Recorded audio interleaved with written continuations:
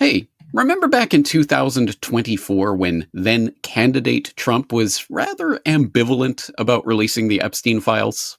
Would you declassify the Epstein files? Yeah, I would. All right. I guess I would. I think that less so because, you don't know. You don't want to affect people's lives if it's phony stuff in there because there's a lot of phony stuff with that whole world. But I think I would.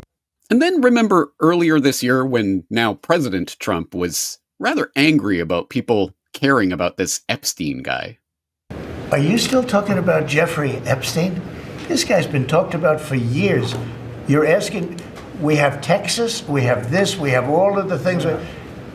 And are people still talking about this guy, this creep? That is unbelievable. And then remember when Trump called MAGA stupid for caring about the Epstein hoax? Their new scam is what we will forever call the Jeffrey Epstein hoax. And my past supporters have bought into this BS, hook, line, and sinker, the president wrote on Truth Social. Mr. President, I know you want to... And he didn't stop there. Here's the president's reaction from the Oval Office Wednesday. It's all been a big hoax. It's perpetrated by the Democrats. And some stupid Republicans and foolish Republicans fall into the net. And so they try and do the Democrats' work. And then remember when the DOJ and the FBI released that bizarre unsigned finding that Epstein trafficked children to no one, he blackmailed no one, and he totally killed himself. The DOJ and FBI later said there was no incriminating client list, no credible evidence Epstein blackmailed anyone, and the report confirmed he died by suicide in 2019. Well, guess what? The Epstein files are about to be released. So what does that mean exactly? Well, it's not what you think. Let's take a look.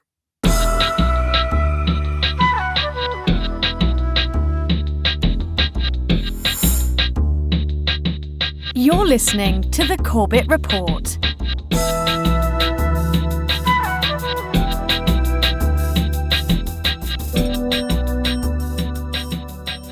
Welcome back, friends. Welcome back to another edition of the Corbett Report. I'm your host, James Corbett of CorbettReport.com, coming to you, as always, from the sunny climes of Western Japan here in November of 2025, with episode 486 of the Corbett Report podcast, Donald and Jeffrey's Wonderful Secret.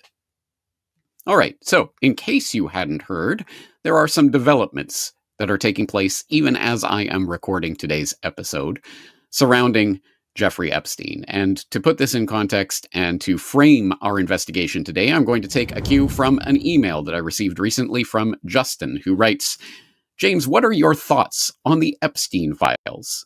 I feel it is a psyop to mislead on both sides of the paradigm. I'd really like to hear your thoughts as these files are being released, quote, in quotation marks, and read like some internet arg, which I assume means argument. All right, well, thank you for that question, Justin. And if I have understood it correctly, I think it's a valuable question to be asking because obviously, for those who have been paying attention, yes, the Epstein files has been a source of consternation and interest for some time now, and what do or don't they contain and what will or will not be released are important questions. But just to put this in context for everyone, yes, in case you hadn't noticed, the Epstein file question is very much back in the news. This morning, the House is poised to move forward on a vote that would release files related to the sex trafficking investigation into Jeffrey Epstein. It comes after months of resistance from Republican leaders and the White House. President Trump not responding to ABC's questions about the files during an event last night. Mr. President, why won't you order the FBI to release the Epstein files? It comes as thousands of newly released documents were made public by the House Oversight Committee, which includes Trump's name coming up repeatedly in Epstein's messages. In a 2017 email to former Treasury Secretary Larry Summers, Epstein writing, quote, I have met some very bad people, none as bad as Trump, not one decent cell in his body, so yes, dangerous. In a 2018 text to an unidentified person, Epstein writes, quote, I am the one person who can take him down. Trump and Epstein were friends for more than a decade.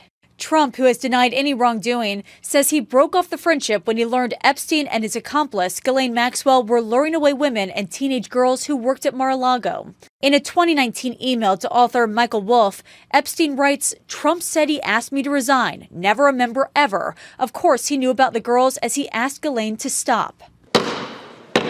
Now, 218 lawmakers, including 4 Republicans, have signed a petition that will force a full House vote to demand the release of the Epstein files, the newest member of Congress becoming the final signature. The timing of the 23,000 emails that were also released right around this time really put an exclamation mark on the need to have this transparency and for all of the files to be out in public. All right, there you have it, folks. As you now know, yes, the Epstein files are about to be released or something like that. But wasn't there just a release of something? What's going on here? What can we actually sort out? Well, let's see if we can get to the bottom of this. And there are a number of things that are developing and that are on the plate right now. So we're going to have to dig deep to find all of them. And we're going to start by taking a look at a recent article from the Courier, thecouriernewsroom.com specifically, which talks about, we created a searchable database with all 20,000 files from Epstein's estate. What? The files are already here? Well, some files have been released. Just earlier this week, the U.S. House Oversight Committee announced a massive document dump from Jeffrey Epstein's estate, including thousands of emails discussing a wide range of topics, including women blackmail and spending the holidays with Donald Trump. Now, if you have had a chance to take a look at these files, you will know that they are a total mess. And just like the JFK files from earlier this year, remember that release, which we went over in a previous edition of this podcast. Just like that one, this is too a hot dumpster mess of just files that are randomly linked up and that have no particular title or not arranged in any particular way. So Courier News has apparently taken it upon themselves to create a searchable database. Yay, wonderful. So how does this wonderful search tool work? Well, you go in and you see the big mess of files and you search the documents for a keyword or a phrase, like, say, Trump. And you're going to get every single document that has the word Trump in it, which is going to be thousands of them. But certainly not every one of them is some big expose of Jeffrey Epstein releasing the details on Donald Trump. Many of them just seem to be news reports that mention Trump's name or things along those lines. Anything that has been scooped up in this particular document release, which happened last week. So make of that what you will. And if people find hidden gems in there, great. I would love to hear about them. But it's going to be needles in haystacks. So what else do we actually know? And what can we actually say for sure that we know about whatever Donald Trump, Jeffrey Epstein connection exists? Well, we can, of course, say definitively that, yes, Donald Trump and Jeffrey Epstein were friends in the 1990s. They did party together, and everyone has seen that famous footage by now of Donald and Jeffrey laughing it up at some party surrounded by various women, etc. And we know various details of Donald and Jeffrey and Glenn and Melania all together. And there are varying accounts of who introduced whom to whom in what day and what have you. But at any rate, we know that that photographic evidence of that those power couples exists. We, of course, also know the infamous quote from New York Magazine from 2002 that's been bandied about quite a lot, specifically the quote about, "I've known Jeff for 15 years, terrific guy, he's a lot of fun to be with. If it is even said that he likes beautiful women as much as I do, and many of them are on the younger side. No doubt about it, Jeffrey enjoys his social life." Yes, we all know that quote from 2002 does exist. And we do know that Epstein and Maxwell were Mar-a-Lago members and that they did recruit underage girls for Epstein's operations from there. We can take that directly from Virginia Roberts Giuffre herself, in her own words, writing about that experience. We can talk about other connections that happened in the first Trump administration. For example, we all know by now that Trump's labor secretary in his first term, Alex Acosta, was the one who signed off on Epstein's sweetheart plea deal back in the in the 2000s, back when Epstein was first arrested for soliciting underage prostitutes. And he got that sweetheart deal and everything got swept under the rug. And he got a little slap on the wrist because of the plea deal that he managed to make with Alex Acosta. And Acosta, we know, said he was told to leave Epstein alone because he, quote, belonged to intelligence. That was widely reported for a number of years. But then, lo and behold, wouldn't you know it, Acosta has done some testimony, which eventually came out months later, that has confirmed that no, he completely denies any alleged Epstein intelligence ties. So for those who didn't see that, the full transcript of Acosta's September 19th testimony has been released. And he says, Steve Bannon has publicly stated that you told him that Epstein, quote, belonged to intelligence. Do you ever recall speaking to Steve Bannon about Jeffrey Epstein?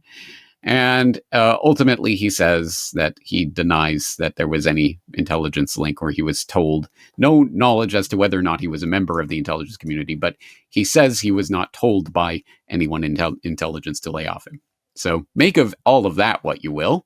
But of course, the orgy of evidence does not stop there. We can talk about Bill Barr, and who was, of course, the U.S. Attorney General under Trump in his first administration.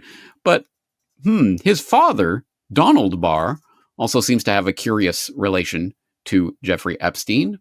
Donald Barr being a, at the time that Epstein was being hired in the summer of 1974 to work at the Dalton School in New York City, a prestigious school for which Epstein had absolutely no qualifications. At the time, the headmaster of that school was Donald Barr, the father of future Trump Attorney General Bill Barr.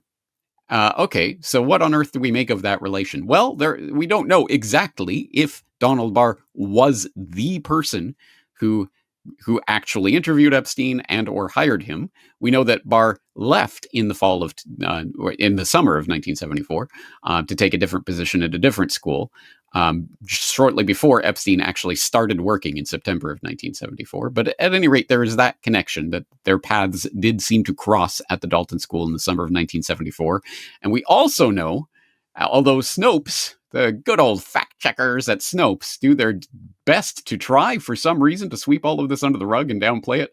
But we do know that, yes, Donald Barr absolutely did write a bizarre sci-fi novel about intergalactic slavery, including intergalactic sex slavery of minors and raping minors, called Space Relations. So there it is on archive.org, guys. Go read it for yourselves. I have not read it for myself yet, but I'm sure there are many nuggets to be found in there.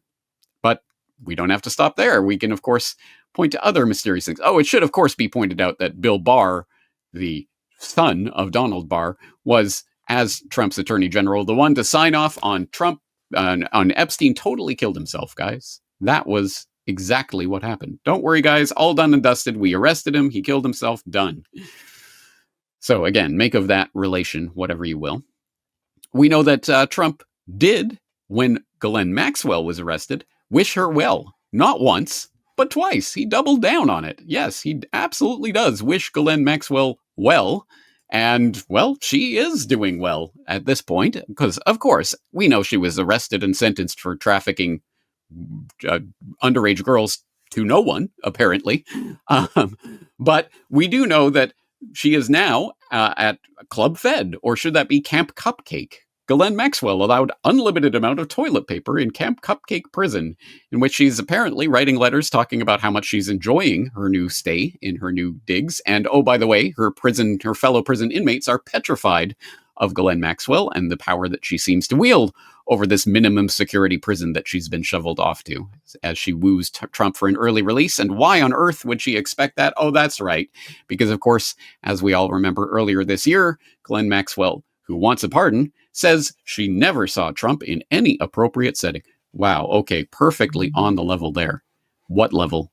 I will leave you to decide for yourself. And then, of course, we know about the wonderful secret behind A Pal is a Wonderful Thing, the Trump-Epstein birthday letter, which was first reported on as something that exists, but we don't have it, and was, of course, immediately denied. That's totally a fabrication and hoax. And then it came out, oh, here it is. And I don't think the official line anymore is that it's a hoax. I guess we'll have to wait and see what the official line is. I don't know. Someone can inform me. But anyway, here it is. Voiceover. There must be more to life than having everything. Donald. Yes, there is. But I won't tell you what it is. Jeffrey. Nor will I, since I also know what it is. Donald. We have certain things in common, Jeffrey. Jeffrey. Yes, we do, come to think of it. Donald, enigmas never age. Have you noticed that? Jeffrey, as a matter of fact, it was clear to me the last time I saw you.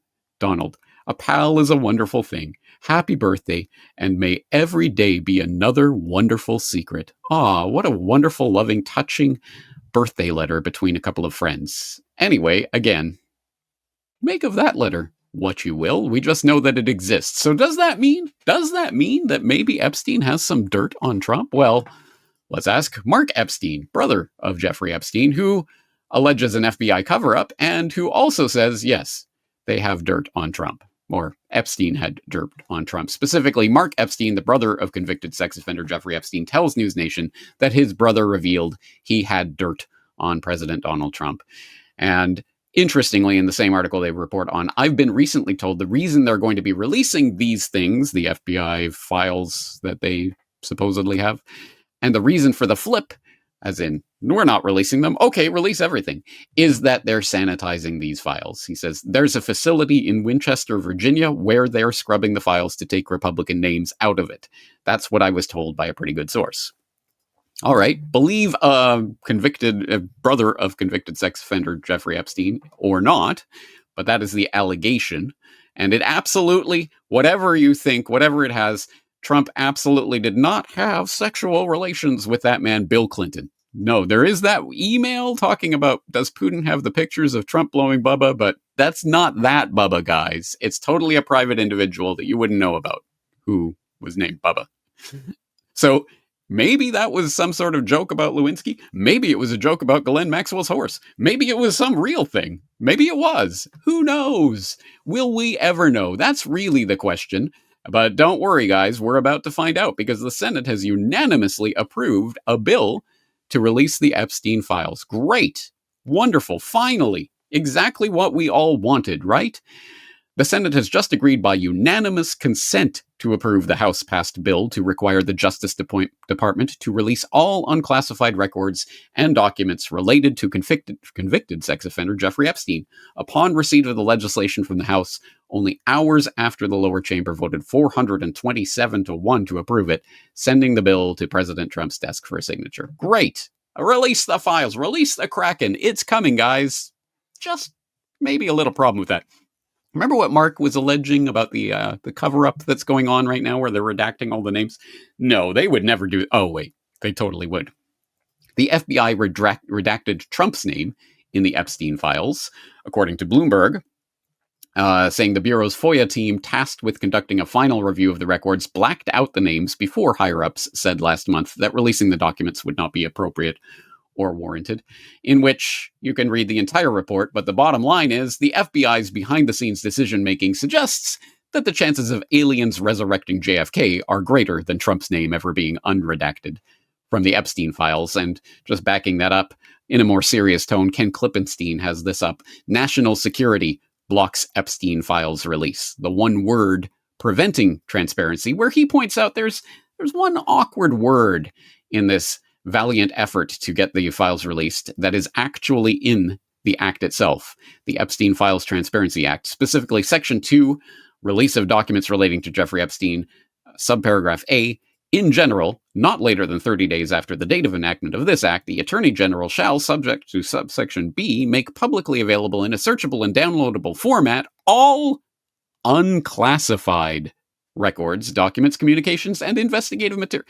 Yes, we all know what that means, of course. Oh, we can't release that particular document. We have to black out that name. We have to take that information out of the files. That's classified. So we already know. I mean, it's right there in black and white, we know that this is not going to be the uncensored release, even if they have not already scrubbed from existence any of the actual real documents. What documents are we talking about anyway? Because we also know that in the initial raids of Epstein's New York mansion and his other residences, we know that there were binders full of CDs with data on them documenting name plus name, redacted names, obviously politician plus underage girl, etc. We know that those exist. We at least know that those are those being released. Obviously, they wouldn't release the actual images themselves, but some information about those. Oh, I am going to hold my breath and wait for that, but maybe not wait too long for that. Anyway, the information that has been released is out there. It's in a searchable database. There is more on the way, but can we trust it? This is getting back down to the actual question that Justin is talking about, and in his initial suspicion that there may be some sort of psyop going on. Well, I don't know. Why don't we settle this once and for all? Let's just ask Donald what he thinks about this, all of this brouhaha. Mr. President, what did Jeffrey Epstein mean in his emails when he said you knew about the girls? I know nothing about that. They would have announced that a long time ago. It's really, what did he mean when he spent all the time with Bill Clinton, with the president of Harvard, who you know, that is Summers, Larry Summers, whatever his name is, and all of the other people that he spent time with. Jeffrey Epstein and I had a very bad relationship for many years. But he also saw a strike because I was president. So he dictated a couple of memos to himself. Give me a break. You got to find out, what did he know with respect to Bill Clinton, with respect to the head of Harvard, with respect to all of those people that he knew, including J.P. Morgan Chase. Sir, Yeah, Jennifer, go ahead. Go ahead. Incriminating in the file, Venezuela, sir. Why are you acting as a... Quiet, Piggy. On Venezuela, sir, you've had a lot of meetings. Oh, that's right. Yeah. Well, okay, maybe we're not going to get too much out of the Don himself. But what about,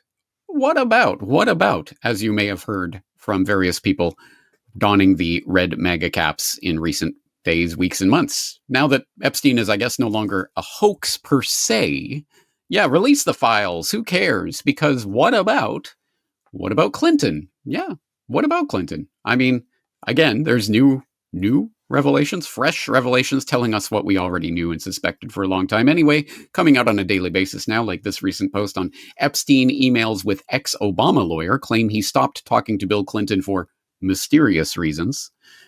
Any guesses? Yeah, okay, all right. And what about the ex-chief executive of Barclays Bank, Jess Staley? Banker admits sex with Jeffrey Epstein's employee. But don't worry, it was one of his legal employees, not an underage employee, so not a big deal.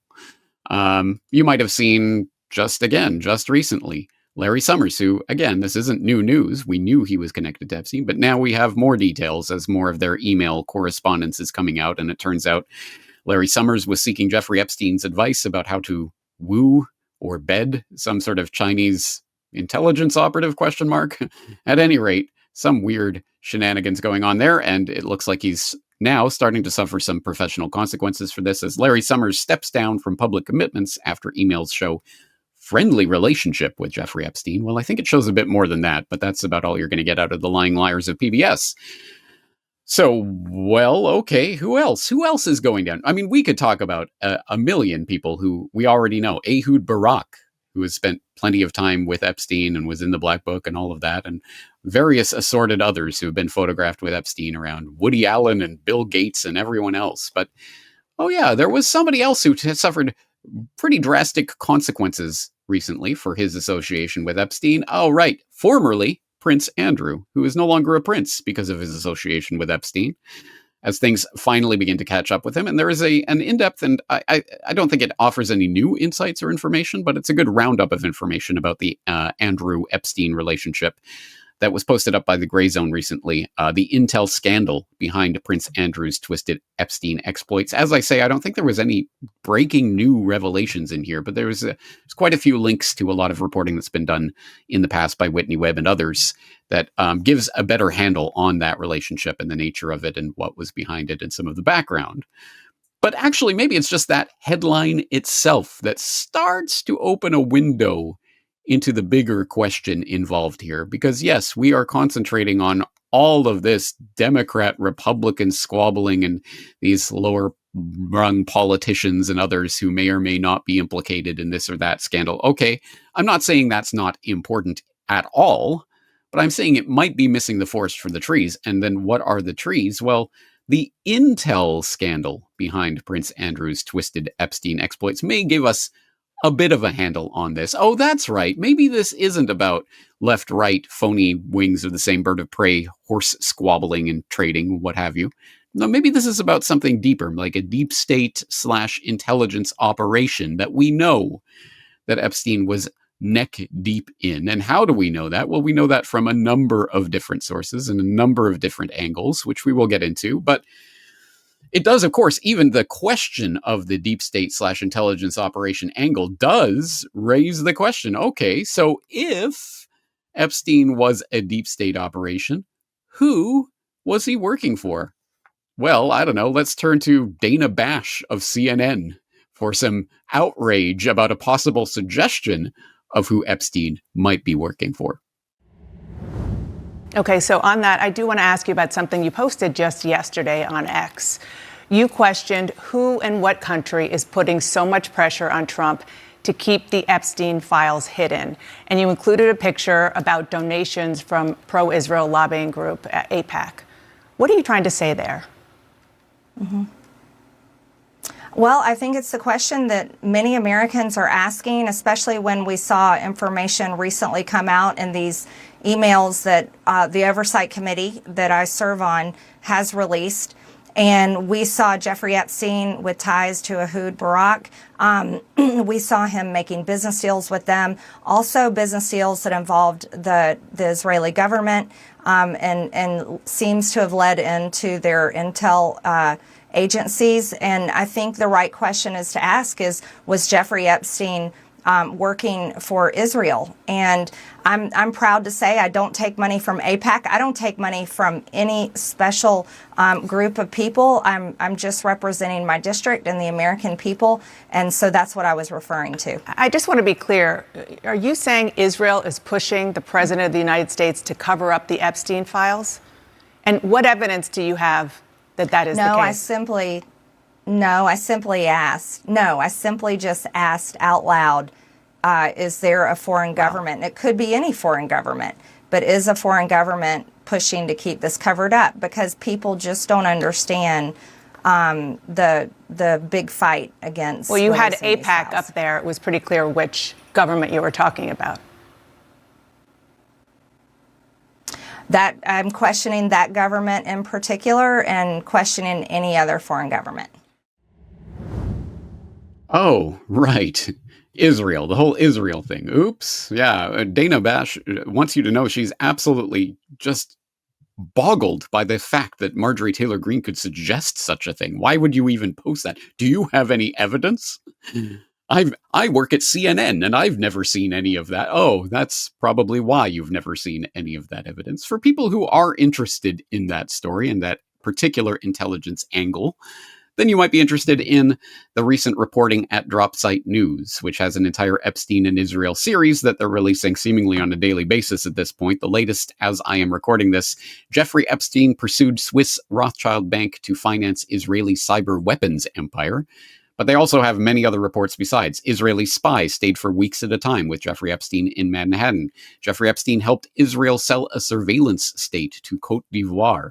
Jeffrey Epstein and the Mossad, how the sex trafficker helped Israel build a back channel to Russia amid Syrian civil war, and Jeffrey Epstein helped broker Israeli security agreement with Mongolia.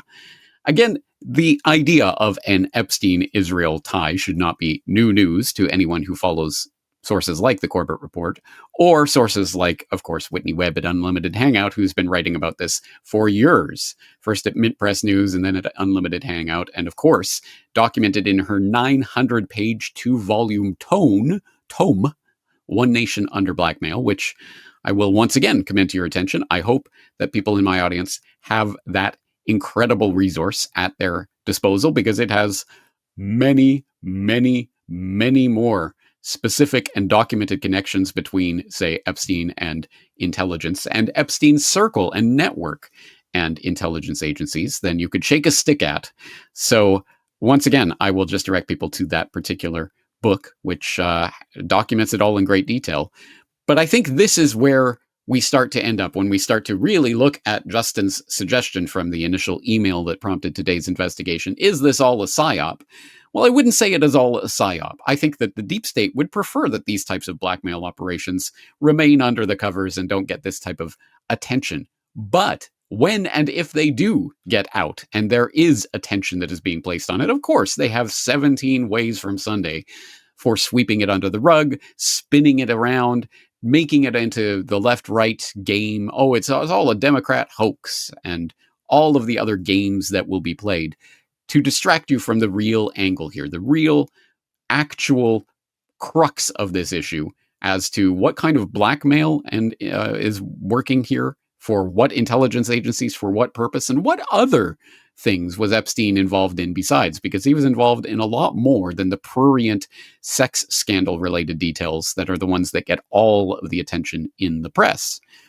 So if you would like at least a window into that, I will, of course, exhort you to read One Nation Under Blackmail, but you might also want to consult the conversation that I recorded with Whitney Webb almost exactly 3 years ago on her book and what it entails and what kind of information is involved in the Epstein scandal in a larger sense. And that is an incredibly important hour-long conversation that I hope you have seen before. And if not, please do watch it. If you have watched it before, maybe refamiliarize yourself with that conversation. But let's just take a look at the very, very, very end of that conversation, where I ask Whitney to do the impossible and summarize her investigation into Epstein and the real meaning of the Epstein network in a few minutes. Now that we've spent the better part of an hour just picking at the surface of some of these connections and hopefully giving people an idea of how much material is contained in this book, but not really, because you won't get it until you get the 900 pages. And now that we've done that, now in a sentence or two, summarize for us, who was Jeffrey Epstein? Who was he working for? What was he doing? Okay, Jeffrey Epstein was as much a financial criminal as a sex criminal. There's a very particular reason why mainstream media only wants to talk about his sex crimes between 2000 and 2006. Jeffrey Epstein was also not an anomaly in the network in which he operated. Numerous people engaged in sex blackmail and sex trafficking. If you think these issues died with Jeffrey Epstein, you were sorely mistaken. But one of the reasons Jeffrey Epstein is really important is because a lot of the situation in which we find ourselves, whether it's impending economic collapse, transhumanism, all sorts of this stuff, he had his hands in those pies and a lot more. And if you were to pull on the Epstein thread, I guess you could say, you start to unravel a lot of the bigger picture, and a lot of what is going on right now has its origins decades ago. And basically the people running the show here and that were, that Epstein was fronting for, it's the intelligence and organized crime, but it's a symbiosis of those two entities that has become so interconnected. They are one and the same, and these are basically the people that are running most governments in the world today. That is, once again, the encyclopedically informed and incredibly intelligent analysis of Whitney Webb. I hope people have checked out her work in general at Unlimited Hangout, and of course, her 2-volume work, One Nation Under Blackmail, in particular. But that, again, is just the summarization of what was in that conversation, 1 hour of conversation, and in terms of the book, 900 pages of well-documented and footnoted material. So obviously that's just the encapsulation. But if you want what this really is about, not the surface level stuff and the party politics nonsense that we're going to be distracted by the Dana Bashes and the other mainstream Mockingbird repeaters out there. No, not that story. If you want the real story, that is a source where you can start to uncover what the real story really is and who the real players are, what their connections are, how they're linked together, and what they're actually involved in. Hint, it isn't all about the Democrats trying to take down the Republicans or something along those lines. So, no, long story short, I am not expecting that the full details are going to be released. Oh my God, the Epstein files are about to be released and we will learn everything. No, one can assume that these files have already been thoroughly scrubbed and will be even further redacted based on national security excuses. Having said that, I'm sure there will be some tidbits that are left out. They don't call it a limited hangout for nothing, because of course there will be something to put out there, and I'm sure there will be juicy details. But the real story will doubtless remain covered under many more layers. So the real question is, what's next? Well, I would say that one thing that I will offer on the table is that obviously this is really just the entree into the conversation about the real Epstein story. Now that we've decided that, yes, to a certain extent, there is a type of psyop that's being played with this story, at least a distraction that is being attempted to be run in the party political system over this story. So now that we know that there is a deeper story and it does involve intelligence and deep state operations, then obviously, in future episodes and work, I will explore those questions in greater detail. So look forward to that. I will also note that Epstein Justice by Nick Bryant, the organization that Nick Bryant has put together that I've interviewed him about a couple of times on Solutions Watch. I hope you are familiar with Epstein Justice. I'll throw the link into their website if you are not. I note that they are, as I am speaking, holding a Zoom webinar right now where Nick Bryant is going over the case and more details about it. And also, I believe, launching some sort of new campaign from Epstein Justice, hopefully to bring more attention to the real details of this case. I will inform and update you on that as more details become available. But I also think that there is, at the very least, as I say, I think the deep state would prefer these types of operations to be covered up and basically the old media paradigm where they could just call it conspiracy theory and wave it away. Nothing to see here, folks. Don't worry about any of this stuff taking place behind the scenes. Don't look behind you. Look at the shadows on the cave wall. That's the only thing that matters. No, they don't want people looking behind and even blinded by the light, sort of vaguely seeing something moving around back there. Wait, I think there's people back there. I don't think these shadows on the wall actually are reality. I assume would prefer us not to see that. And guess what? People are seeing it. And I don't think that this is the great awakening that will change and transform the world, but it's a start. And as some small, tiny example of that, I'll point people to the Wrap.com, which just posted this up from Sharon Waxman of Waxword, who writes, "The Epstein emails show that conspiracy theorists are right. Eyes Wide Shut is real." And, well, okay, welcome to 2015 at this point, or whenever I started talking about Epstein, let alone back when Nick Bryant was releasing the Black Book, even before that point. But anyway, here's Sharon Waxman on the scene. "The shocking revelation in the trove of 20,000 emails from the sordid world of Jeffrey Epstein is not that crimes were being committed. It's more sinister. The emails are disturbing because what they reveal, and in fact prove, is that conspiracy theorists are right, that their theories of full-on corruption in the upper spheres where power lives are valid, that the Eyes Wide Shut cabal of political and financial interests married to sexual deviance depicted in Stanley Kubrick's 1999 film is not, in fact, fiction. It is reality.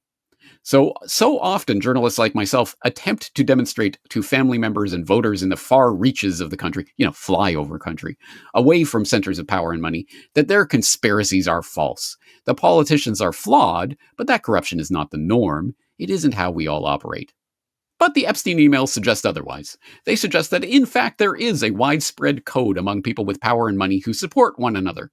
They are pals, no matter what side of the aisle. They are in the club, no matter the sins of their members. Transgressions that get contextualized, explained away, understood. All right. Well, thank you, Sharon Waxman, for joining reality, conspiracy reality, that is. Many, many, many years too late. But, I'm not exactly holding my breath that suddenly Sharon Waxman will be on the case and digging up deep under the surface level of political party politics that's dangled out in front of us, digging under the state to find the deep state. I'm not going to assume that Sharon Waxman is going to be doing that in the future, or any of these other mainstream liars who have been gaslighting you for decades, if not centuries. There's nothing to see here. There's nothing going on. Don't worry, that's all crazy. Oh, you think Eyes Wide Shut is real? Well, no, actually, I think it's worse than Eyes Wide Shut. At least that was adults in Eyes Wide Shut. This is about underage girls being abused. And if you had said that even a few years ago, let alone a couple of decades ago when that movie was released, you would have been called a crazy, wild-eyed, crazy conspiracy theorist. There's nothing to see here. Well, now, Sharon, you can all relax because Sharon Waxman has finally agreed that conspiracy theorists are right. Anyway, as usual, don't give in to the gaslighting. If you can know and document something and you've seen or experienced or have documentation on it, you do not need to wait for the establishment to tell you you're right about that. In the exact same way, we don't need the establishment to confirm that, oh, by the way, Epstein had intelligence ties, he didn't kill himself, and he was running a blackmail operation, which I think will come out eventually. But will it come out in time for any actual justice to be done? Let's find out. And as I say, let's keep an eye on the Epstein Justice Organization and what campaign they may be launching as a result of this renewed interest in the case. But anyway, thank you for the question today, Justin. I think it is a good way of framing this. As I say, I don't think that the Epstein case is a psyop per se, but I think it is going to be spun into unproductive areas if we are not careful. All that being said, I hope that this exploration at least puts some further meat on the bones for those who are looking for more information about this case. And if you are, of course, you can go to the show notes for today's episode at corbettreport.com. And there are many, many, many, many links to the many, many, many, many articles and videos that I've cited today that will further inform you on these matters. But that's going to do it for today's exploration. Thank you for investing your time in today's episode. And I look forward to talking to you again in the near future. The Deep State. False Flags. 9/11 Truth. The Federal Reserve. Secret Wars and Hidden Histories. Fake News. Medical Martial Law. Ceaseless Propaganda. James Corbett. Reportage. Essays on the New World Order. Available where books are sold. Until they're not.